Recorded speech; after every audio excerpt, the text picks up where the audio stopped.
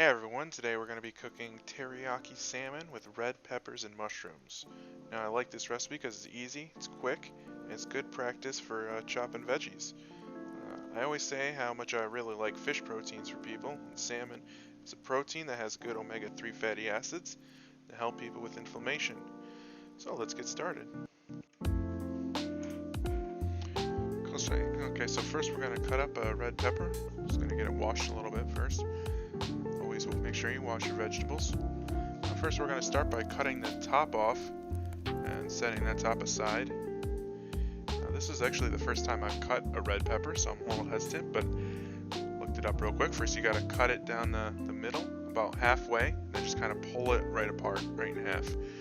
After that you're going to cut down each one of the spines. What that's going to do is allow you to kind of fold the whole thing open. After you got the whole thing folded open, you can just kind of run your knife along the bottom and cutting along those spines in the middle. Try and pull out all the seeds. Now, fun fact, red peppers and green peppers are actually the same thing, so you could use either one. Red peppers are just left to ripen a little longer. That's what gives them that red color, and it also increases the amount of vitamin A that's inside them.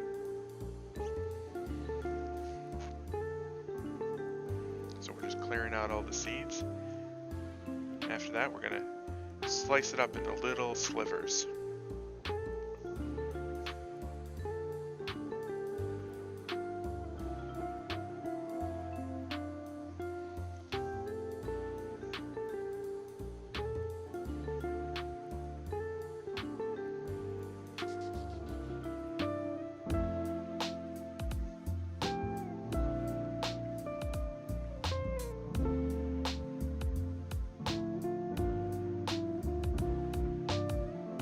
Alright, next we're going to be chopping up some white mushrooms. Mushrooms are actually packed with vitamin D, B12, and surprisingly they're very high in protein. They also contain many antioxidant compounds, so they're good for inflammation. They're also good for gut health. They contain a really good prebiotic. So yeah, next we're just going to make sure that we're washing these. You definitely want to wash mushrooms really well. They'll taste very, very earthy if you're not washing them fully. So then we're going to just throw them right in the same bowl with the red peppers.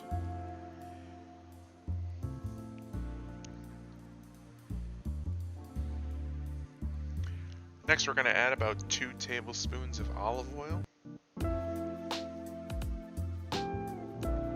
Once that's in, we're going to give it a light toss. Now you could do this with a spoon or some tongs, or if you want to give tossing a try like I did, give it a shot.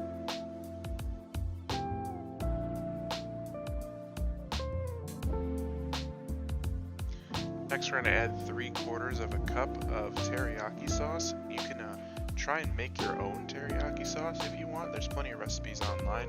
I gave it a shot and didn't come up with anything I liked as much as the Wegmans brand, so I went with that. Go ahead and toss to combine that as well.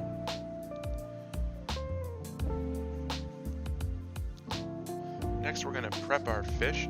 First you're going to want to take a good look, make sure there aren't any bones still in your fish. Sometimes they miss a few when they're packaging it. Next you're going to grab your skillet. You're going to add some kind of high smoke oil. For me it was some vegetable oil. Just kind of spread that around the pan real quick. You can do this on just a regular flat pan. I'm just using a cast iron skillet. You're going to add your fish right in the middle. Make sure they're nice and spread out so some of the veggies can touch the bottom. But then you're just going to pretty much cover the whole thing in that red pepper mushroom teriyaki mix. Get them spread out nice and good. And yeah, it looks pretty good. We're going to put that in an oven that's been preheated to 450 degrees. After a little while, you're going to start to hear a nice sizzle. That should take around 20 minutes. You're going to want to check the temperature of your fish. It should be around 135 degrees Fahrenheit.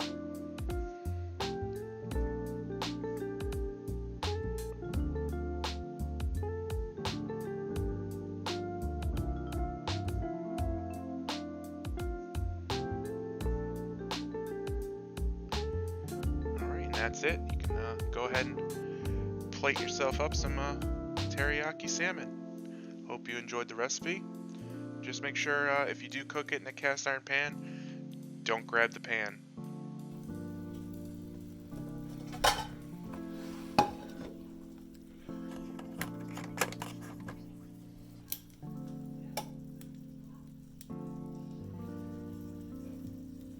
Oh! What? I forgot the pan was really hot. Oh, that's not good.